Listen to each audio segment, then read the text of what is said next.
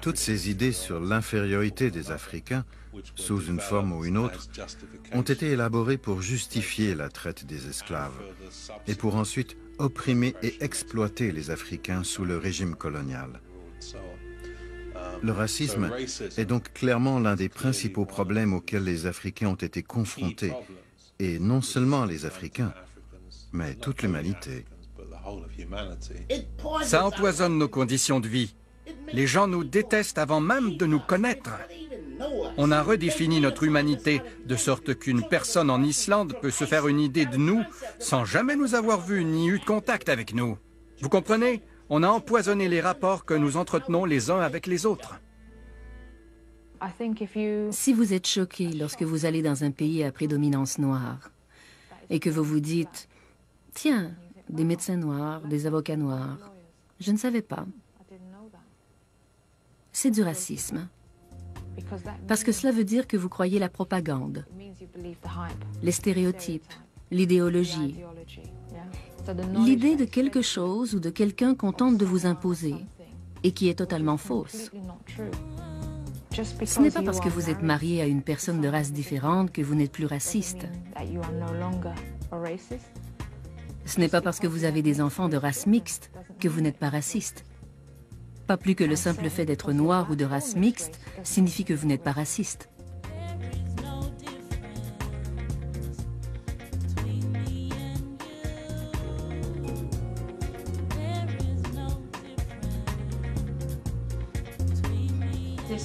Les Noirs privés de leurs droits aux États-Unis sont toujours à la merci des caprices de ceux qui détiennent le pouvoir.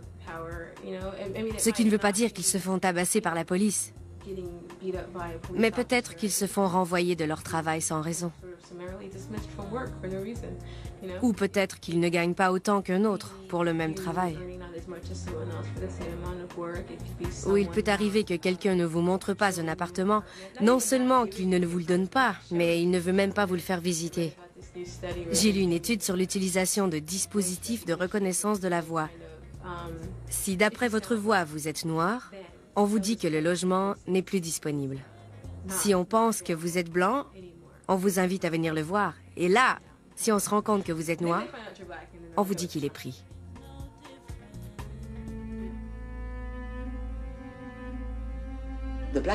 Par expérience des Noirs, on entend ce que ça veut dire dans votre vie de tous les jours.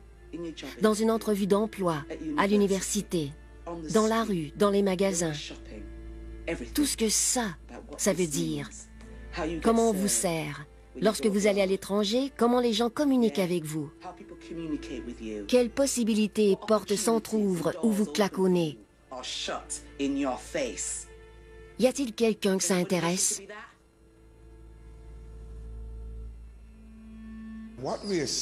Je dirais qu'à la Barbade, on assiste à une rapide déségrégation, dans la mesure où il n'y a plus de discrimination flagrante. Car jusqu'à l'époque où j'allais à l'école, soit il y a près de 40 ans, on savait que la couleur était un obstacle à la Barbade. La Barbade était synonyme, comme l'Afrique du Sud, comme les Bermudes, de discrimination fondée sur la couleur. Et les Noirs le savaient. Il n'était pas question d'aller dans une plantation. On n'allait pas dans le milieu des affaires, du divertissement, du loisir, s'il y avait une concentration de Blancs, à moins de vouloir travailler comme domestique. Heureusement, cette époque est révolue. Mais on trouve encore des cliques, de petits groupes de Blancs qui se réunissent et masquent leurs pratiques discriminatoires dans notre société en nommant une personne à la peau brune comme gestionnaire d'une firme ou autre chose du genre, et en ayant par ailleurs une concentration excessive de Blancs dans cette firme.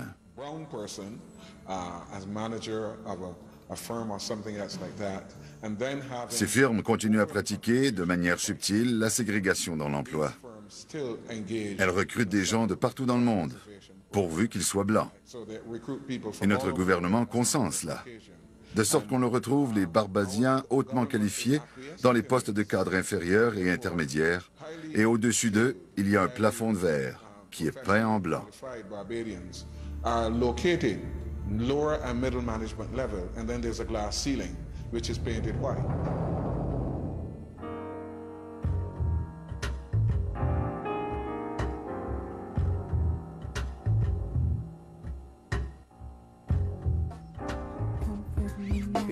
Les bateaux des esclaves qu'ils ont pour nous, ce sont leurs maisons de fous et leur système carcéral. Vous comprenez? Le peuple africain n'a reçu aucun traitement et on en voit les résultats chaque fois qu'il y a un recensement des asiles d'aliénés ou des prisons de l'Ouest.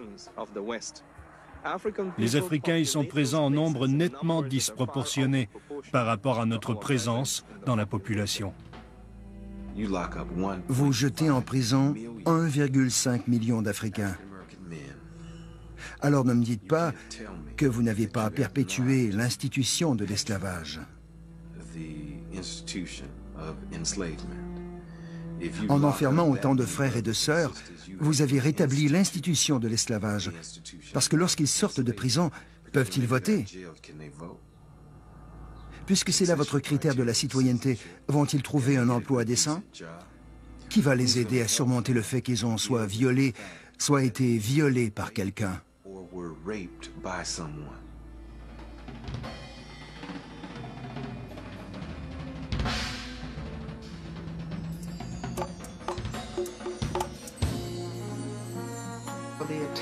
L'attaque contre les hommes noirs a provoqué ce que j'appellerais une destruction de la vie de famille des Noirs. Voyez tous ces jeunes Noirs qui prennent de la drogue, qui abandonnent l'école ou qui sont en prison. Je maintiens que c'est la conséquence de la destruction du père noir, qui a perdu son rôle fonctionnel dans la vie de famille des Noirs.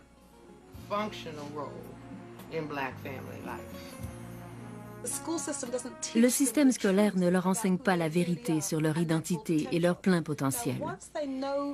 Une fois qu'ils savent qui ils sont vraiment et quel potentiel ils ont, ils cessent de s'identifier aux stéréotypes. Ils savent qu'ils ne les représentent pas vraiment, que toutes les images qu'ils voient dans les médias sont une représentation fausse de quelqu'un qu'ils ne sont pas. Mais s'ils ne peuvent s'appuyer sur un autre cadre de référence, ils risquent de devenir ce qu'on leur dit qu'ils sont. Lorsqu'on entend une certaine musique, certains rappeurs, on peut dire qu'ils se vantent littéralement devant le monde entier. Regardez comme je suis ignorant. Je veux boire tant de whisky tous les soirs. Je veux fumer tant de joints tous les soirs. Je veux draguer tant de femmes. Qui donc achète autant de disques de hip-hop? C'est l'Amérique moyenne, c'est l'Angleterre moyenne. C'est la communauté à majorité blanche qui achète ces disques, parce qu'ils présentent des images des Noirs avec lesquelles elle est à l'aise. Ces gens ne sont pas à l'aise avec des chanteurs comme Common ou The Roots ou quiconque joue de la musique authentique, intelligente, parce qu'elle n'a pas de sens pour l'Amérique moyenne raciste ou l'Angleterre moyenne raciste. Ce n'est pas ce qu'on veut voir. Personne ne se sent à l'aise avec ça. Par contre, lorsqu'il voit quelqu'un avec des pantalons qui tombent et un bandana, qui se tient les organes génitaux et parle de sa libération conditionnelle, c'est réconfortant. C'est rassurant. Tout ce qu'on voit, ce sont les mauvaises nouvelles, les aspects négatifs. On ne nous parle pas des civilisations africaines, des cultures africaines. Pour la plupart des Occidentaux, les Africains vivent encore dans des huttes de terre. Lorsque vous regardez un vidéoclip sur MTV, vous voyez une campagne publicitaire de plusieurs millions de dollars pour de nombreuses organisations qui enseignent à nos jeunes comment être idiots, comment acheter et consommer des produits dont ils n'ont pas besoin. Ça leur dit qu'ils n'ont pas besoin d'avoir d'autres aspirations que de porter des casquettes de baseball à l'envers, des chaînes en or qui font du bruit lorsqu'ils remuent, et d'autres niaiseries du genre qui les empêchent de voir au-delà des cibles et ambitions qu'on fixe pour eux.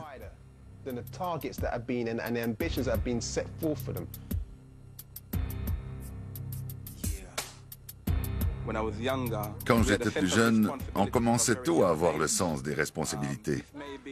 On était responsable de chercher de l'eau, de garder le bétail, de balayer la cour, de chercher du bois pour le feu. Et je crois que cette discipline qu'on nous inculquait à un jeune âge m'a aidé en grandissant.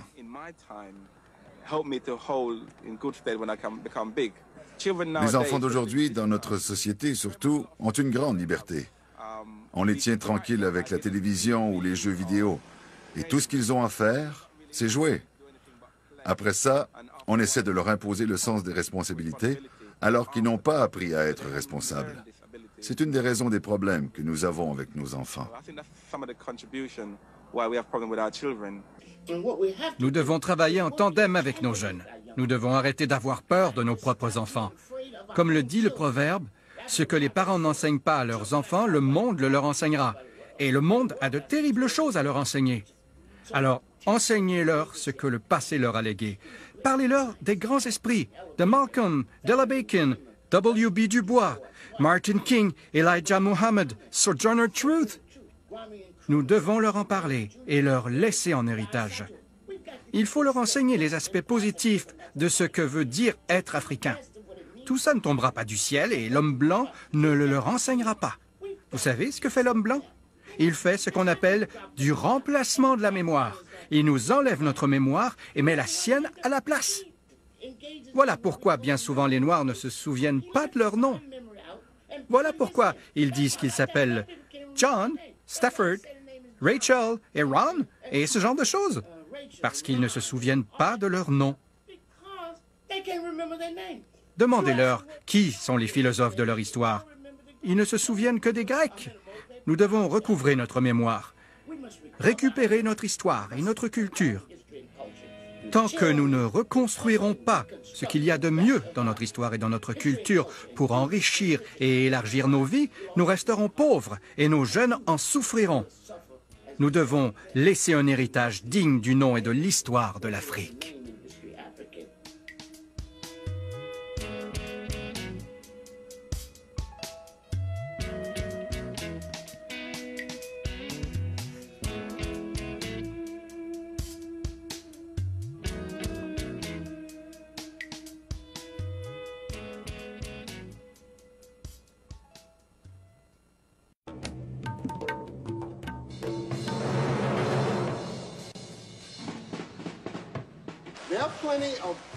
Il y a plein de Noirs qui vous mettraient leur poing dans la figure si vous les traitiez de Noirs. Noir est un vilain mot.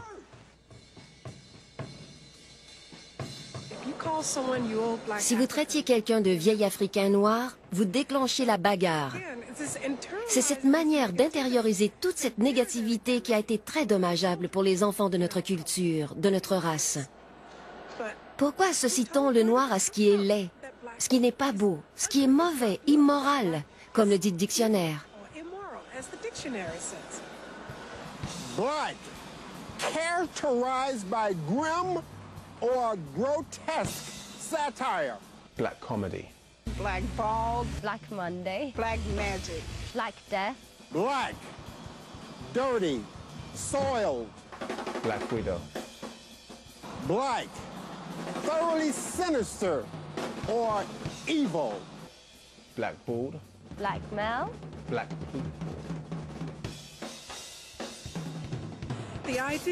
L'idée est que si vous transcendez votre race, si vous ne parlez pas du fait que vous êtes noir, vous serez totalement accepté par le monde des Blancs. N'est-ce pas un peu extrême de vouloir blanchir sa peau? Si c'est acceptable d'être qui vous êtes, pourquoi ne pas vous affirmer en tant que personne de race noire? Pourquoi ne pas vous faire accepter pour votre peau, vos cheveux?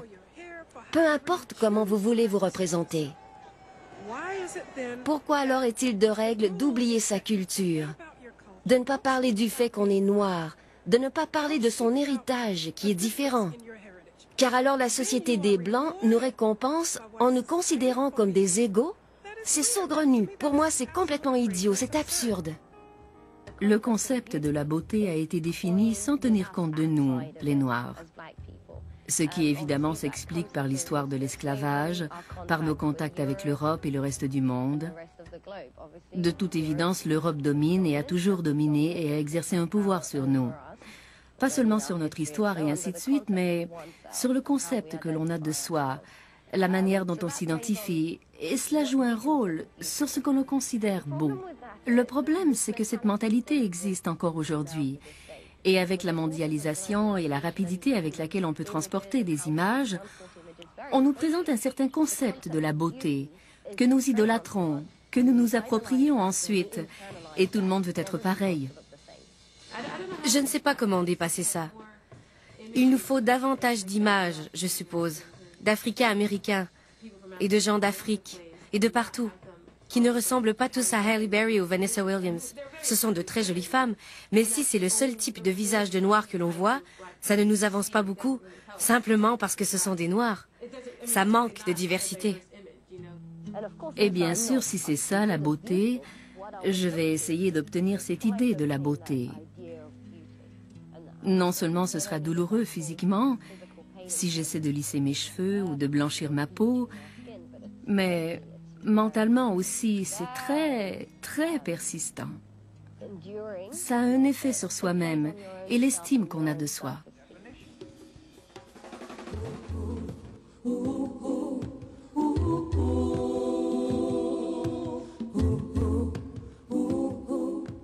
La décision Brown versus le Topeka Board of Education a mis fin à la ségrégation dans les écoles.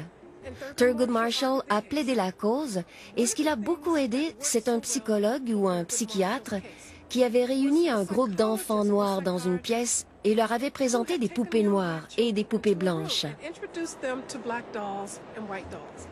Il a demandé aux enfants, sans les influencer, de choisir la poupée la plus jolie, la poupée la plus intelligente, la poupée qui leur plaisait le plus. Chaque fois, l'enfant choisissait la poupée blanche.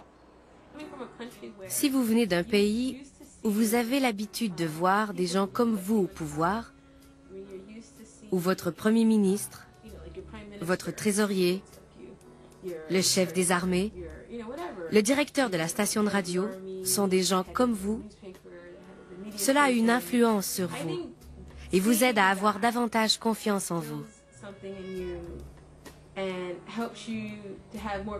C'est une expérience que les gens qui viennent de différents pays d'Afrique et des Caraïbes ont, mais que les Africains américains n'ont pas. Au cours de l'histoire de l'Amérique, les Noirs ont rarement été en position de se définir. Du point de vue économique, ils ont connu l'esclavage longtemps. Nous avons travaillé dans des postes où nous n'avions pas beaucoup de liberté économique et donc pas beaucoup de liberté sociale. Nous avions nos propres idées, mais nous ne pouvions pas les imposer aux gens. Cette situation a bien changé depuis une trentaine d'années. Il y a davantage de Noirs qui ont le pouvoir de créer leurs propres images. Nous vivons dans un monde qui n'existait pas lorsque je suis né.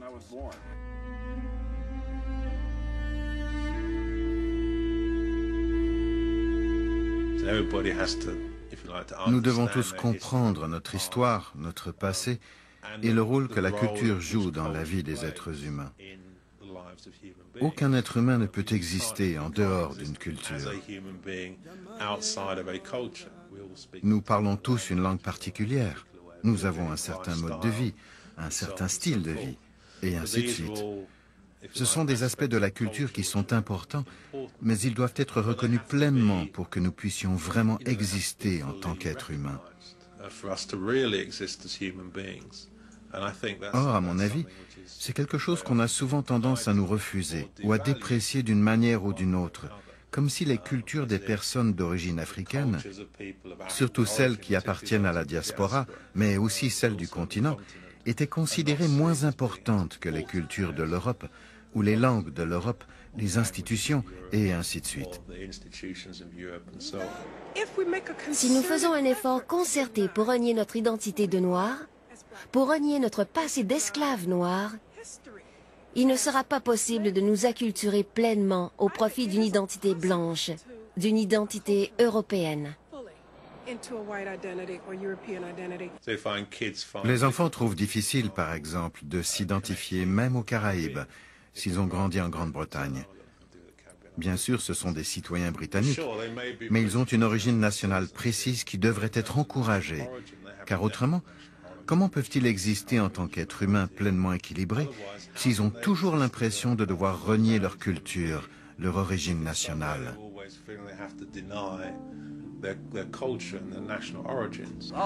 Nous nous sommes intégrés, nous formons une seule société culturellement diverse, alors nous n'avons pas besoin de nous préoccuper de ça. Mais si nous oublions notre culture, tôt ou tard, nous n'aurons que faire de la diversité, car nous serons tous pareils. Quel intérêt?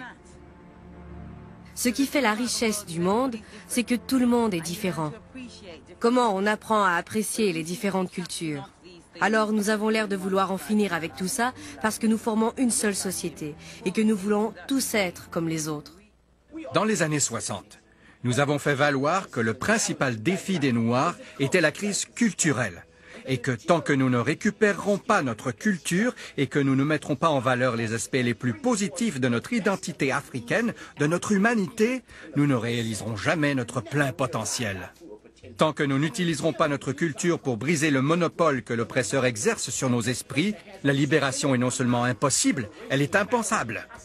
Vous ne pouvez réaliser ce que vous ne pouvez concevoir. Alors, nous devons nous servir de notre culture pour mettre en valeur le meilleur de ce que veut dire être africain, être humain. Nous devons faire connaître cette culture au monde entier et nous en servir pour apporter notre propre contribution à l'histoire de l'humanité.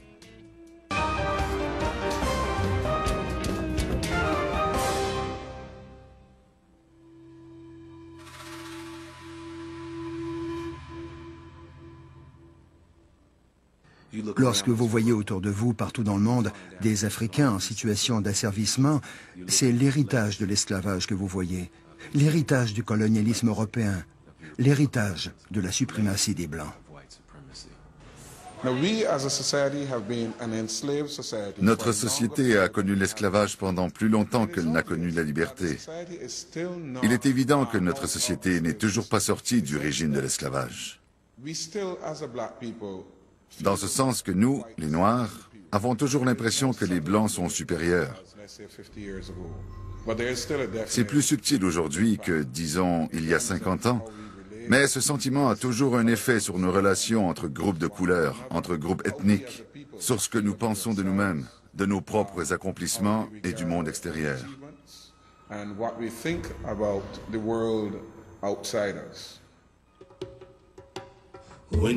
Pensez à un Africain libre qui se fait capturer et réduire en esclavage, ou à un territoire libre qui est capturé par des chasseurs et colonisé. C'est une condition qui a été imposée et qui a été transformée en condition scientifique. Et peu à peu, les Africains ont été soumis à un système qui leur a appris à se détester eux-mêmes et tout ce qui venait d'eux. Les gens sont encore en esclavage ici, psychologiquement et mentalement. Et ils ont besoin d'être rééduqués. Le gouvernement, les enseignants et les pasteurs doivent prendre le temps d'éduquer les gens. Après l'abolition légale de l'esclavage physique, que beaucoup d'entre nous ont confondu avec l'émancipation, les Européens continuent à vouloir nous dominer et à contrôler l'Afrique.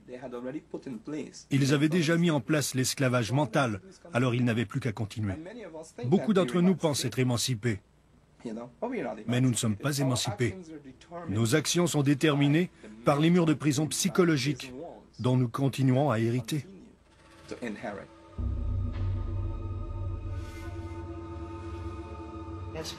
Chez les Africains en particulier, l'oppression a effacé tout ce qui restait d'une conscience, d'un lien avec l'Afrique. Elle a perturbé la vie de famille. Elle a fait en sorte que les Noirs ont du mal à avoir une image positive d'eux-mêmes. Elle a poussé les Noirs à vénérer le blanc, dans la mesure où elle a donné aux Noirs une religion, la religion chrétienne, selon laquelle le Fils de Dieu est blanc. Et ainsi, dans leur esprit, Dieu était forcément blanc. Ce sont là quelques-unes des conséquences du système raciste mondial, de suprématie des Blancs, qui a fini par créer des images très destructrices dans l'esprit des Noirs eux-mêmes.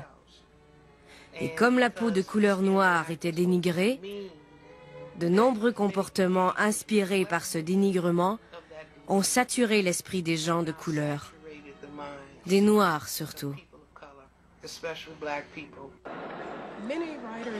De nombreux écrivains ont invoqué la Bible littéralement pour valider le racisme.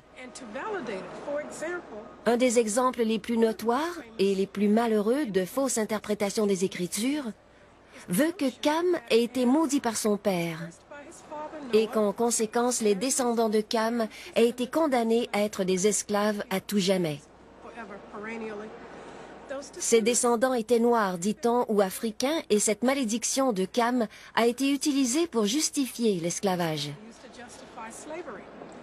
Ceci pour dire encore une fois qu'on a même utilisé une propagande fondée sur la Bible pour convaincre les Noirs que Dieu approuvait l'esclavage des Noirs et que Dieu voulait que les Noirs obéissent à leur maître et acceptent la condition d'esclaves, ne serait-ce que pour améliorer leurs conditions par rapport à l'Afrique.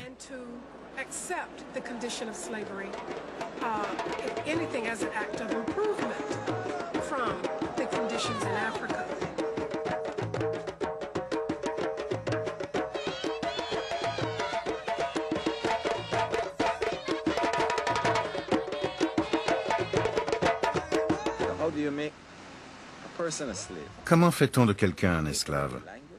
Vous lui enlevez sa langue, sa musique, sa religion, et vous lui donnez les vôtres.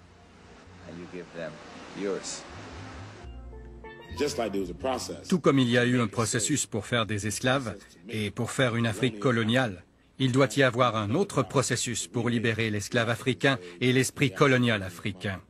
C'est idiot de laisser votre oppresseur vous dire que vous devriez oublier l'oppression qu'il vous a infligée. Pourquoi faut-il parler du passé? Pourquoi parler d'identité? À mon avis, c'est un argument qui est devenu redondant, parce qu'il est évident qu'aucun peuple, aucune nation, aucune institution, groupe de personnes ou organisation n'a jamais avancé sans tenir compte de son passé. C'est pour cela que nous avons des rapports, des statistiques, des discussions sur ce qui s'est passé avant. C'est pour faire avancer des projets d'avenir. Alors, je ne crois pas que nous devrions avoir peur de nous pencher sur cette question.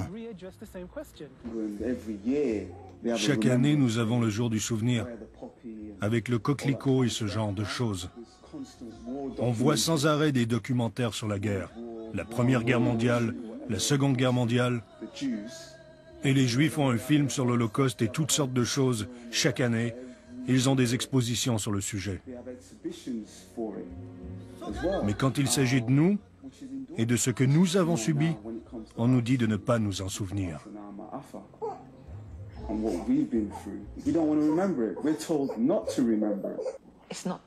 On n'en parle pas, comprenez-vous? On fait comme si l'esclavage n'avait pas eu d'importance. Or, pour nous, l'esclavage n'est pas fini, comprenez-vous?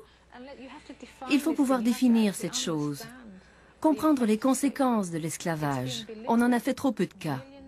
Des millions et des millions de gens ont été supprimés. Et on continue à essayer de tout supprimer.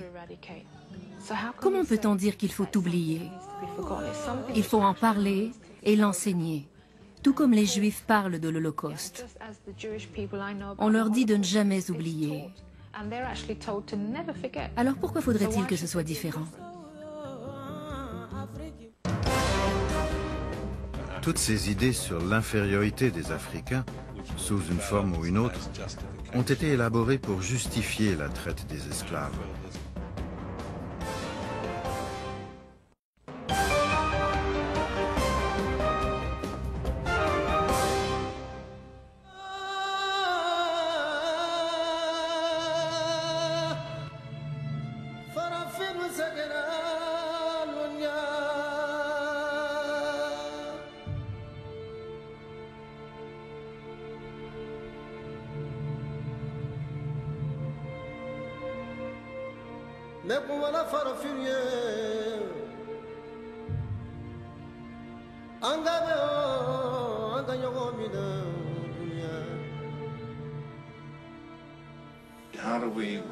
Comment inverser les répercussions de l'esclavage dans l'ensemble de la société?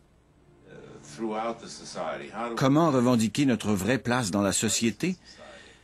D'abord, nous devons réaffirmer et continuer à affirmer notre identification à nos traditions culturelles, à ce qu'il y a de mieux dans la culture de l'Afrique et de la diaspora africaine. Pour cela, nous devons réaliser à quel point elle est universelle et reliée aux cultures traditionnelles, aux cultures populaires du monde entier. Nous n'avançons pas seuls. Nous partageons ce socle culturel commun avec les peuples du monde entier. Et nous devrions puiser dans cette richesse et nous en servir pour contribuer en retour aux cultures du monde.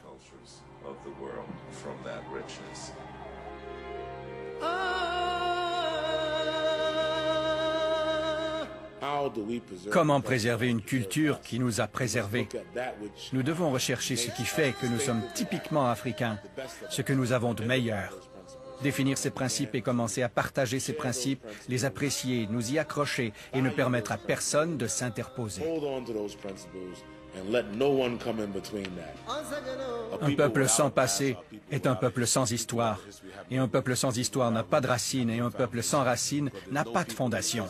Il n'existe aucun peuple sur la Terre aujourd'hui qui ait la moindre importance, qui ne connaisse son passé.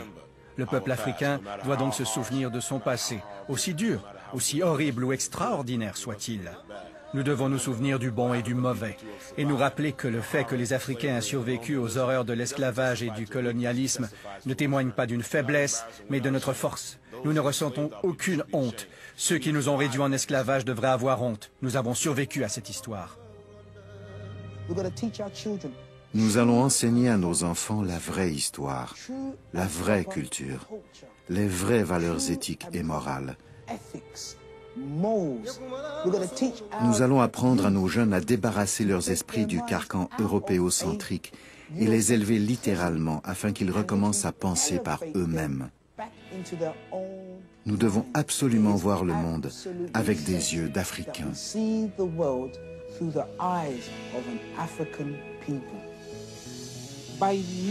En nous efforçant de mieux nous connaître et en établissant ce lien culturel, nous ne menaçons personne.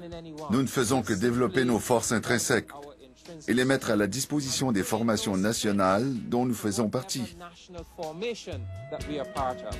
Que nous appartenions à la nation britannique ou la nation américaine, nous apportons une force nouvelle au segment de cette nation que nous représentons.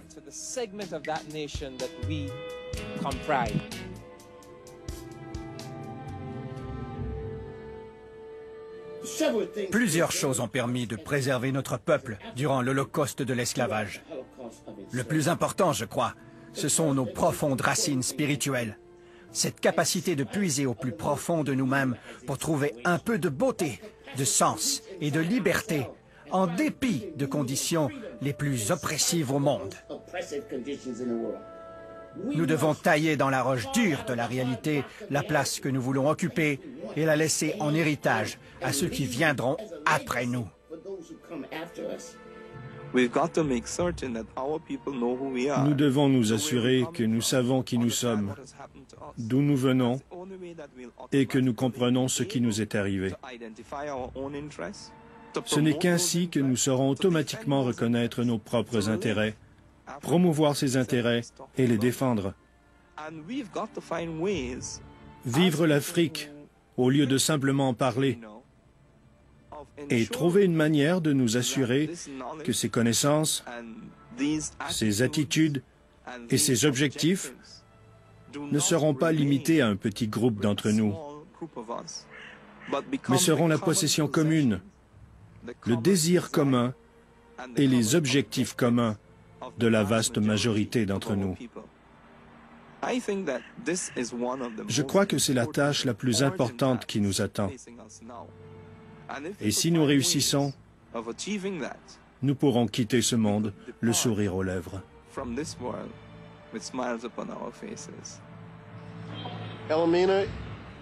Elmina est l'un des endroits les plus incroyables et les plus horribles du monde. Plus d'Africains ont passé par ici que par toute autre forteresse de la côte d'Afrique de l'Ouest. La citadelle existe toujours. Dans un sens, elle représente la perte et la souffrance du peuple africain. Mais en même temps, c'est une citadelle de l'espoir.